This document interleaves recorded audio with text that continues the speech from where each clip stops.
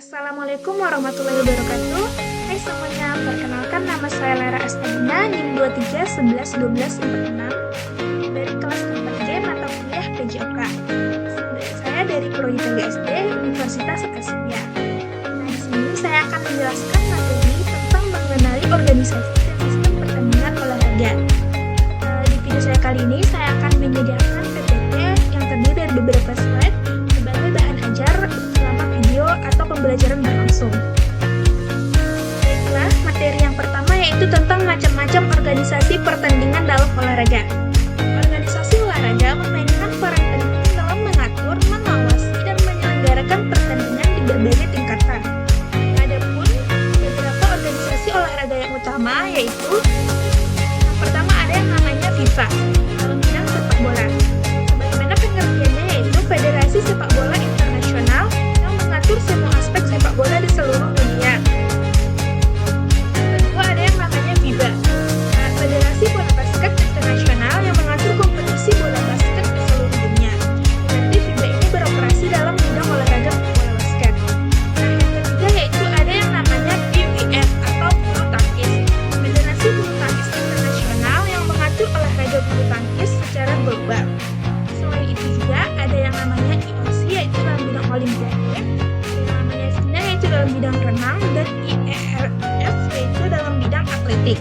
Mereka memiliki peran sentral dalam bidang organisasi pertandingan olahraga. Nah, materi yang kedua yaitu sistem pertandingan.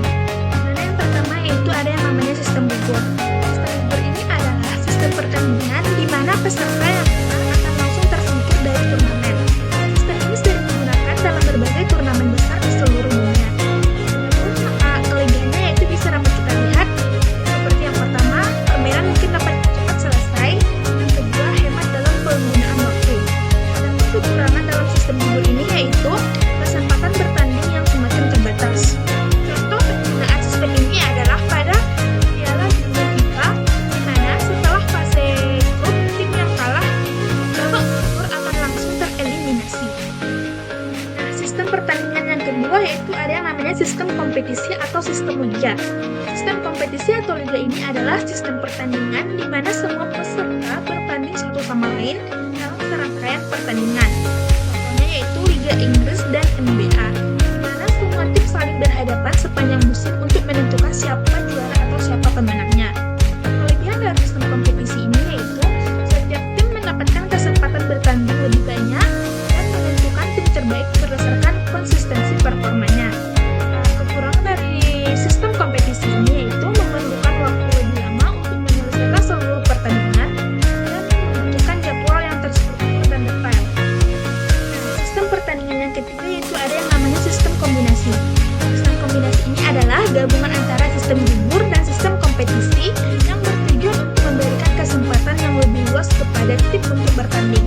Nah, di sini terbagi menjadi tiga. Sistem kombinasi ini terbagi menjadi tiga, yaitu yang pertama ada yang namanya fase grup atau kompetisi, yang kedua babak gugur, yang ketiga fase final.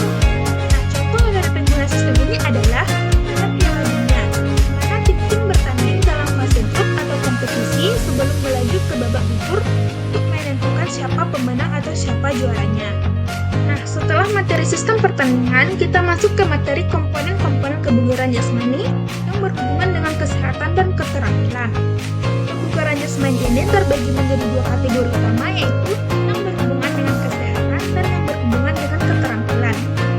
Adapun kebugaran jasmani yang berhubungan dengan kesehatan yaitu yang pertama ada yang namanya daya tahan kardiovaskular, yang kedua yaitu kekuatan otot, yang ketiga fleksibilitas, yang keempat komposisi tubuh.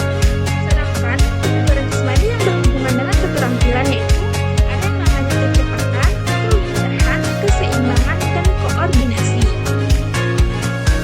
Nah, materi selanjutnya itu ada yang namanya definisi dan manfaat aktivitas fisik secara teratur. Adapun yang pertama yaitu definisi aktivitas fisik. Aktivitas fisik ini adalah setiap gerakan tubuh yang meningkatkan pengeluaran energi dalam kehidupan sehari-hari. Nah, adapun manfaat aktivitas fisik ini yaitu yang pertama dapat menjaga kesehatan jantung, dapat mengurangi risiko penyakit jantung. Yang kedua, berpengaruh dalam kesehatan mental, yaitu mengurangi stres dan depresi yang berlebihan. Yang ketiga yaitu menjaga berat badan agar tubuh ideal. Selain itu, aktivitas fisik juga dapat mengurangi risiko penyakit kronis seperti diabetes, meningkatkan kekuatan otot, fleksibilitas untuk mencegah adanya terjadinya cedera. Materi yang terakhir ini yaitu rekomendasi aktivitas fisik untuk orang dewasa. Berdasarkan rekomendasi WHO, orang dewasa disarankan untuk melakukan aktivitas fisik secara teratur.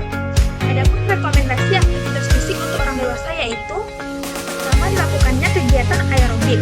Kegiatan aerobik ini dilakukan minimal 150 sampai 300 menit per minggu untuk aktivitas sedang.